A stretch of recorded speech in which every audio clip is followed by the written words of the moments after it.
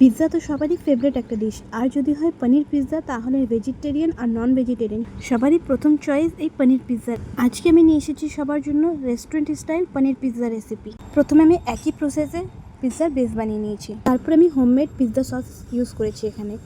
তারপর আমি এখানে দিয়ে দিয়েছি ডাইস চিজ, আর দিয়ে দেবো কেটে রাখা ক্যাপসিকাম আর পেঁয়াজ। তারপরে দিয়ে দেবো আমি আগে থেকে ম্যারিনেট করে ভেজে রাখা পনির। তারপরে আমি দিয়ে দেবো এখানে স্প্রেড চিজটা জমেছিল তার জন্য আমি হাতের সাহায্যে দিয়ে দিচ্ছি।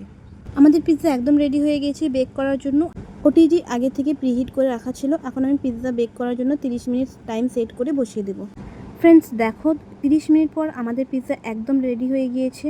দেখতে একদম রেস্টুরেন্টের মতন লাগছে, খুব সুন্দর বেক হয়েছে। দেখতেই পারছো চিজগুলো খুব ভালোভাবে মেল্ট হয়ে গিয়েছে।